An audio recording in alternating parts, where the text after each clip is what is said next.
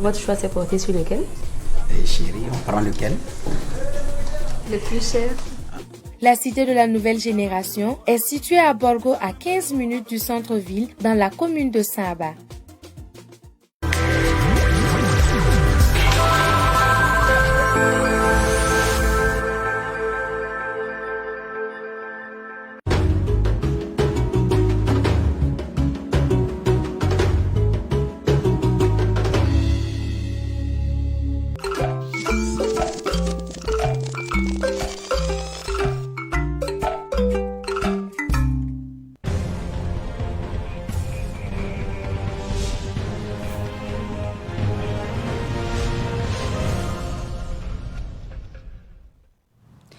Il est 18h45 sur les antennes de la télévision des Nouvelles Idées, donc l'heure du journal. Mesdames et messieurs, bonsoir. Voici les principaux titres de cette édition. Une bagarre s'est déclenchée au siège national de l'ancien parti au pouvoir CDP cet après-midi. Les jeunes du parti ont invité la presse pour une conférence. Cette conférence a mal tourné, précision dans cette édition. Hier, la ministre de la Culture, des Arts et du Tourisme, Dr Élise Ilboudo, a visité des salles de projection de films. Il s'agit des salles de projection de l'Institut français, le Petit et le Grand Maliès et le Ciné Nerwaya. Et puis, dans ce 18h45, rencontre hier entre le président béninois Patrice Talon et son prédécesseur Thomas Yayi-Boni. La question de la décryptation politique a été le principal point de cet échange. Vous entendrez dans cette édition. Bienvenue à tous et merci de choisir Savant TV pour vous informer.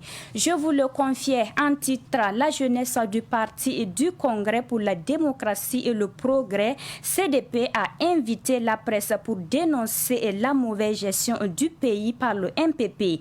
Les membres ne se sont pas accordés sur la déclaration liminaire rendant la conférence de presse chaotique. Adama Tiendre-Bego dit colonel, la porte-parole de la jeunesse du CDP, au micro de Pakisba Mariama Ouedraogo. On a préparé un document. C'est la déclaration. On a un document qui est là. Non, je veux savoir. Nous gouvernons Sassal sur un congrès extraordinaire, inutile. Inutile. Il faut éviter. Non, l'autre, il ne faut pas aller dans ça. Non, on a un document. On a un document. Et c'est sur la base de ce document qu'on doit parler. Non.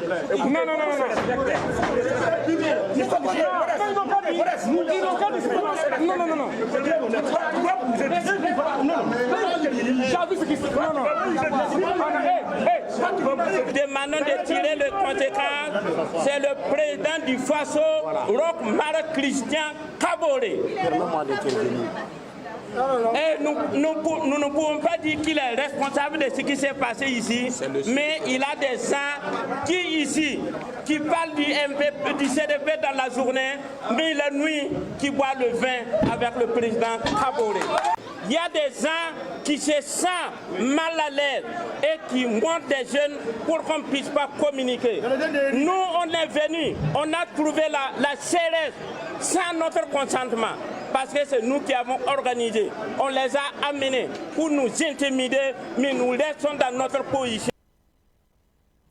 Le Congrès pour la démocratie et le progrès CDP a tenu ses journées parlementaires hier à Komissiri dans le centre-sud.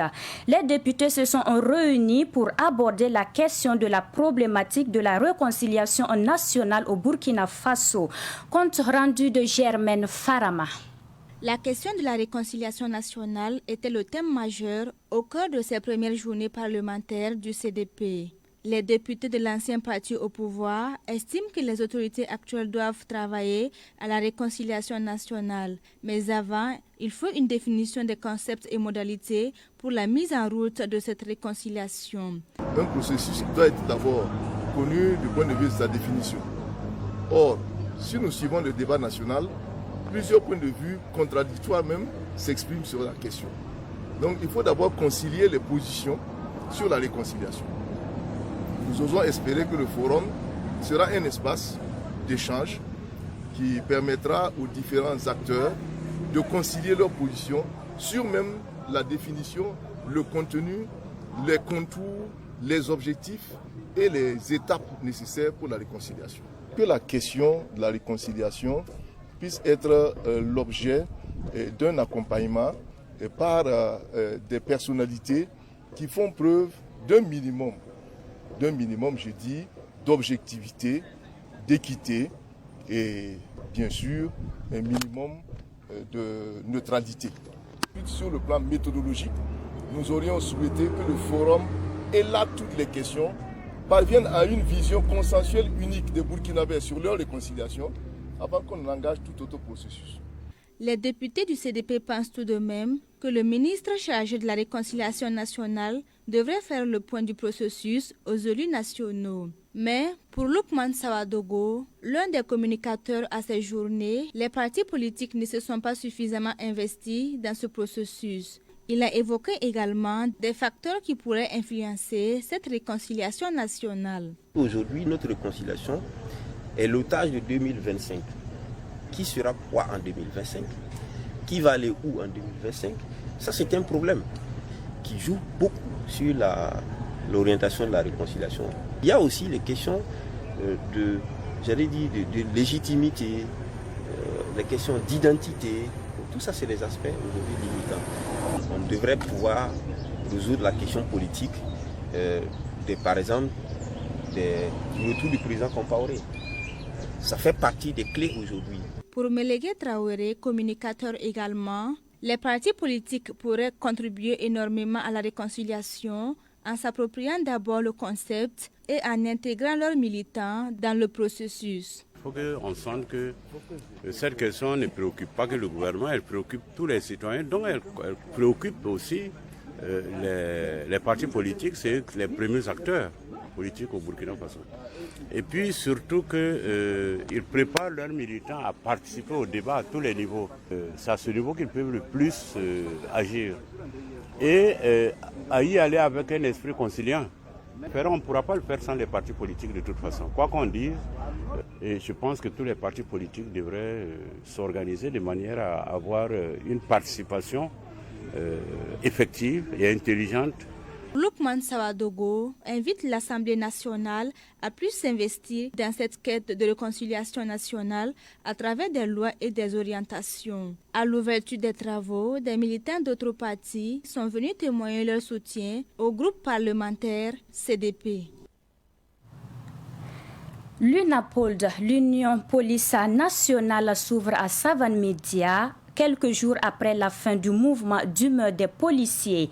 La suspension du mot d'ordre est partie d'un accord trouvé avec le gouvernement sur la réintégration des 21 policiers éradiés en 2019. En attendant une nouvelle convergence de vues, d'une nouvelle convergence de vues sur d'autres points de vue, explication du SG de l'UNAPOLD au micro de Abdoulaye Kinda. Le mouvement d'humeur des policiers était parti du non-respect des engagements du gouvernement, notamment concernant la réintégration des 21 policiers licenciés le 18 octobre 2019 pour abandon de poste. La réintégration des camarades licenciés en 2019, c'est l'une des principales questions qui explique le mouvement d'humeur des policiers. Il faut dire que le syndicat, le bureau de l'UNAPOL, alors depuis qu'il a été mis en place, il a été renouvelé en octobre, a porté ce problème devant l'autorité politique, en rappelant que des collègues ont été licenciés et ce licenciement a donné droit à une suite judiciaire dont la conclusion était que ces éléments devraient être réintégrés.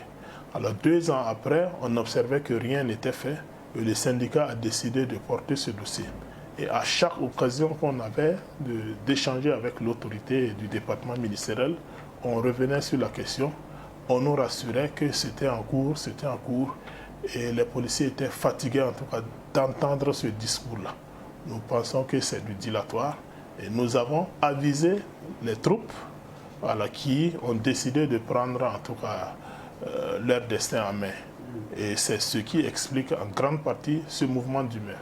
L'UNAPOL signale que la réintégration des policiers licenciés n'est pas le seul point de revendication. Les objectifs ne sont pas atteints parce que la plateforme, ces 3 points ou ces quelques points ne sont pas l'exhaustivité de la plateforme revendicative. Il y a beaucoup d'autres points. Voilà. Nous avons parlé de la question de l'UITS, nous avons parlé du management même du ministère de la Sécurité.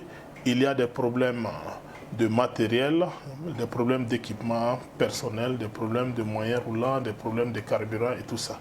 Donc on ne peut pas dire qu'en résolvant simplement la question de la réintégration, voilà, ou de l'UITS ou d'autres questions de ce genre, que voilà, tous les problèmes des policiers sont résolus.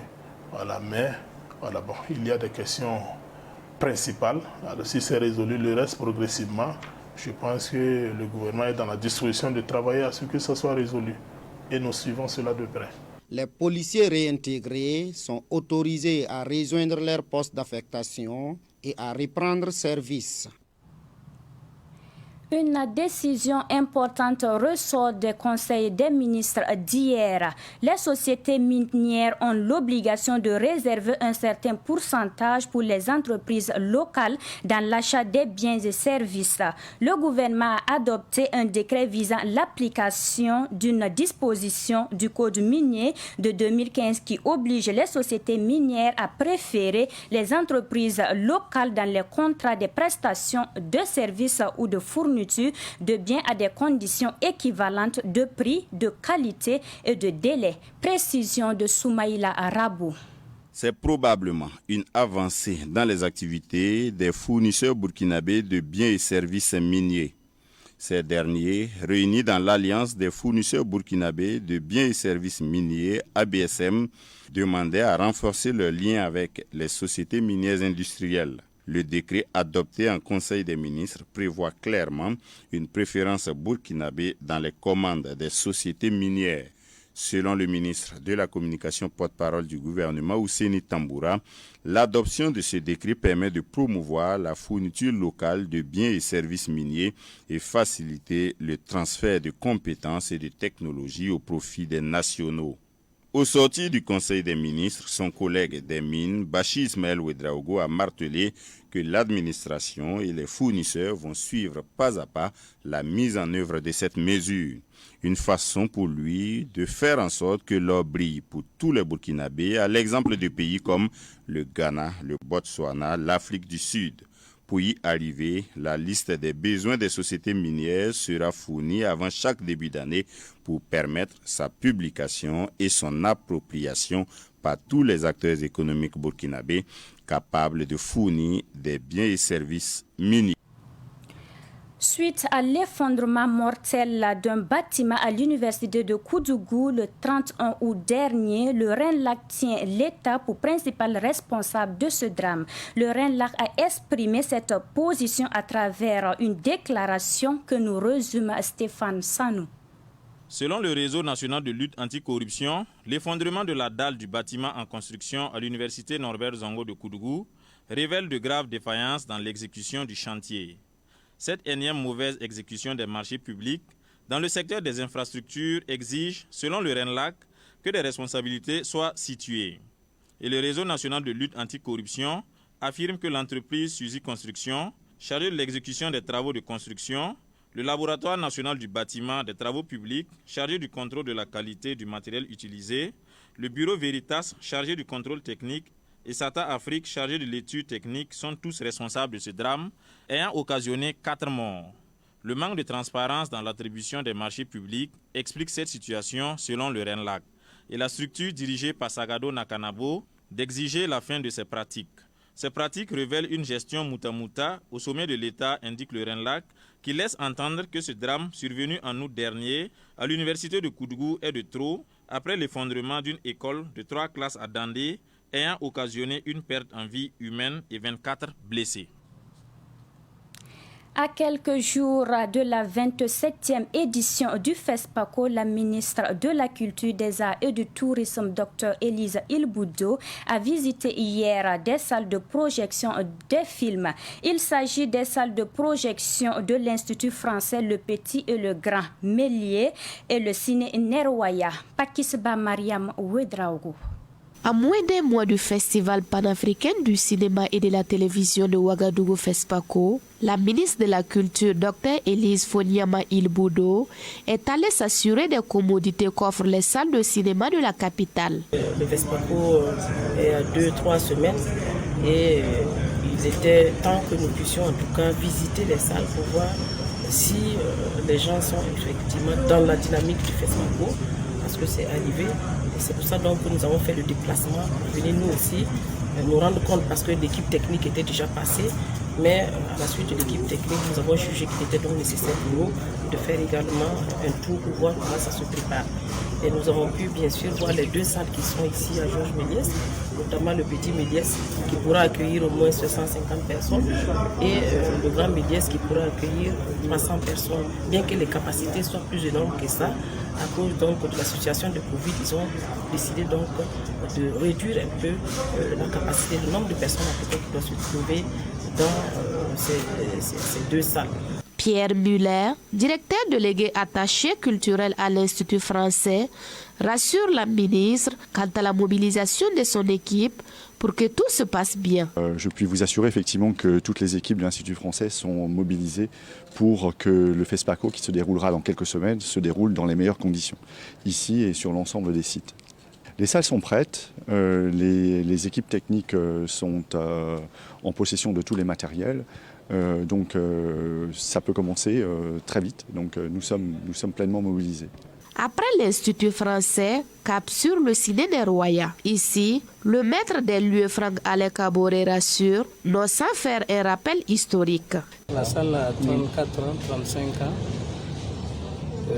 De mémoire d'homme, je pense que ça doit être, avant le FESPACO, ça doit être la première fois que le ministre vient me voir avant le FESPACO. C'est le secrétaire général qui vient souvent. Cette fois-ci, on a eu l'honneur d'avoir le ministre. Je ne sais pas si c'est parce qu'elle est historienne ou bien c'est pour ça qu'elle vient voir si réellement le matériel y était. Mais en tout cas, ça nous réconforte et que nous allons essayer de l'accompagner. Si les grandes salles de cinéma respirent une certaine forme, c'est loin d'être le cas des salles périphériques. Pour le moment, elles ne sont pas dans le programme du FESPACO. La 27e édition du FESPACO est prévue du 16 au 23 octobre prochain. 200 tombes hors bornage au cimetière de Tabtenga dans l'arrondissement 10 et au cimetière de Zaktouli dans l'arrondissement 7 de Ouagadougou.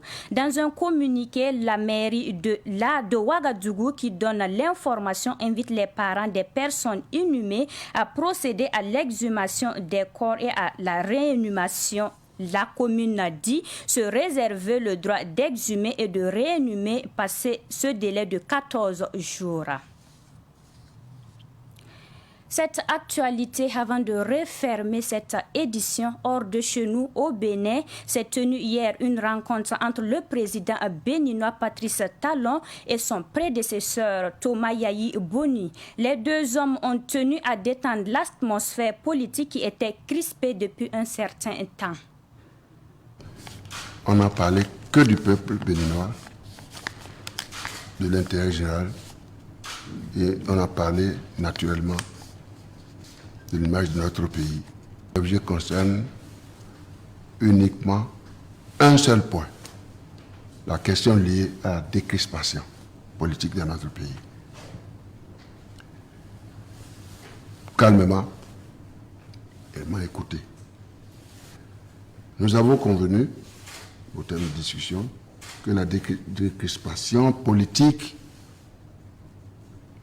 est indispensable à la paix durable dans notre cité commune afin d'assurer notre vivre ensemble, la concorde et la cohésion nationale.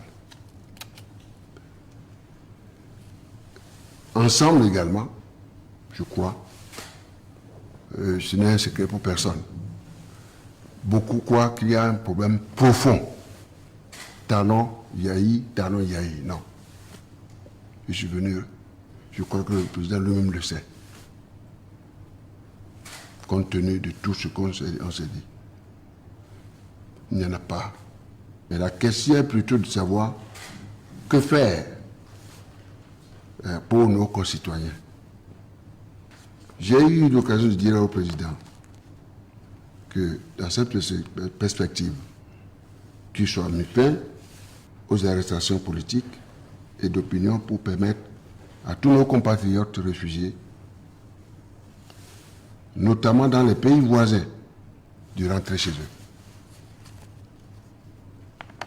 Le point suivant, le point B, de libérer les détenus politiques, dont, entre autres, nos compatriotes, par exemple, Madame la ministre Rekia Madougou, Yola Ivo, car de nombreux jeunes en souffrance dans nos prisons ne nous a pas échappé. Et le président m'a écouté, a passé son temps à m'écouter religieusement. C'est un plaisir pour moi et je voudrais prendre le temps de savourer ce plaisir-là. Revoir le président Boni Yayi ici même, en ces lieux, qui garde son action en mémoire. Le président Boni Yayi a passé 10 années ici, au service de notre pays. Et vous imaginez quel est mon plaisir et l'honneur que j'éprouve en le recevant ici. Mesdames et messieurs, c'est la fin de cette édition. Merci de nous avoir suivis et merci de votre fidélité.